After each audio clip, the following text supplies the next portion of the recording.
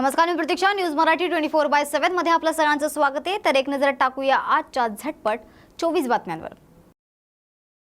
ठिकठिकाणी पडलेले खड्डे, चिखल आणि दगड गोट्यांनी महामार्ग धोकादायक बनला असून महामार्गाच्या या प्रश्नावर खासदार सुनील तटकरे यांनी आज खारपाडा, पेण ते नागोठणे, इंदापूर, माणगाव पट्ट्यात पाहणी दौरा केला आहे. कुसुंबा येथील आश्रमशाळेतील 20 ते 22 विद्यार्थी डायरिया झाला असून त्यांना धुळे सिव्हिल हॉस्पिटल येथे उपचारासाठी दाखल करण्यात आले. विशाळगड येथील घटनेच्या निषेधार्थ MIMने सांगलीत निदर्शने केली असून संशयित हल्लेखोरांवर कठोर कारवाई करण्याची मागणी MIM कडून करण्यात येत आहे. छगन भुजबळांपेक्षा जास्त लोक महादेव जानकरांनी निवडून आणली, मग तुम्ही काय केलं असा टोला मनोज जरांगे पाटील यांनी लगावलाय. समाजवादी पक्षाच्या खासदारांनी मुंबईतील सिद्धिविनायकाचे दर्शन घेतले आहे. मायक्रोसॉफ्टची क्लाउड सर्व्हिस डाऊन झाली आहे, त्यावर आमची यंत्रणा यावर काम करत आहे अशी माहिती मुरलीधर मोहोळ यांनी दिली आहे. सरकारला निवडणूक जिंकण्यासाठी दंगलीशिवाय पर्याय नाही, निवडणुकी अगोदर दंगल होईल असा दावा जितेंद्र आव्हाड यांनी केला आहे. पर्वती विधानसभा निवडणूक मीच लढवणार, कारण मी माझ्या दृष्टीने खूप चांगलं काम करते असा दावा आमदार माधुरी मिसाळ यांनी केलाय. साताऱ्यात शिवकालीन वाघनखांचा प्रदर्शन उद्घाटन सोहळा शाही थाटात संपन्न झाला असून मुख्यमंत्री एकनाथ शिंदे, उपमुख्यमंत्री देवेंद्र फडणवीस आणि उपमुख्यमंत्री अजित पवार यांच्या हस्ते या उद्घाटन सोहळा पार पडला आहे.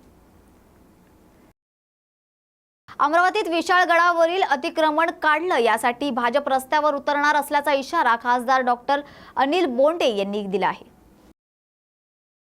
रायगड जिल्ह्यात आज सकाळपासून पेण आणि सुधागड तालुक्यात ढगफुटी सदृश मुसळधार पाऊस झाला असून बऱ्याच ठिकाणी पावसाचे पाणी साचल्याचं देखील पाहायला मिळालं. सोलापूर जिल्ह्यात एसटी चालकाला फिट आल्याने एसटीचा अपघात झाल्याची धक्कादायक घटना घडली असून यावेळी बसमध्ये 30 ते 40 प्रवासी प्रवास करत असून जखमींना जवळच्या शासकीय रुग्णालयात दाखल करण्यात आले. विशाळगड जामा मस्जिद येथे झालेल्या हल्ल्याच्या निषेधार्थ पालम येथे निषेध मोर्चा काढण्यात आला आहे. मुंबई गोवा महामार्गाच्या प्रश्नावर मनसेच्या पदाधिकाऱ्यांनी खासदार सुनील तटकरे यांची भेट घेतली असून यावेळी तटकरे यांनी अधिकाऱ्यांना महत्त्वपूर्ण सूचना देखील दिल्यात. पूजा खेडकर प्रकरणात आता UPSC ॲक्शन मोडवर आली असून पूजा खेडकरांविरोधात UPSCने FIR दाखल केली आहे. ठाकरे गटाचे नेते वसंत मोरे यांना जीवे मारण्याची धमकी आली असून त्यामुळे पुण्याच्या राजकारणात एकच खळबळ उडाली आहे. BCCIने श्रीलंका दौऱ्यासाठी टीम इंडियाची घोषणा केली असून यामध्ये T20 संघाच्या कर्णधाराची जबाबदारी सूर्यकुमार यादवकडे देण्यात आली आहे. माजी मंत्री तथा शिंदखेडा विधानसभा मतदारसंघाचे आमदार जयकुमार रावल यांचे अत्यंत निष्ठावान आणि उजवे हात समजले जाणारे कामराज निकम हे राष्ट्रवादी शरद पवार गटात प्रवेश करणार असून त्यामुळे त्या शिंदखेड्यात एकच खळबळ उडाली आहे. नांदेड येथील पाटबंधारे मंडळांतर्गत नांदेडसह हिंगोली आणि परभणी जिल्ह्यात प्रकल्पातील पाणीसाठ्याची नोंद केली असता 1.5 महिना लोटला तरी हिंगोलीत 26 तर नांदेडमध्ये 24% पाण्याचा साठा असल्याचा अहवाल समोर आला आहे.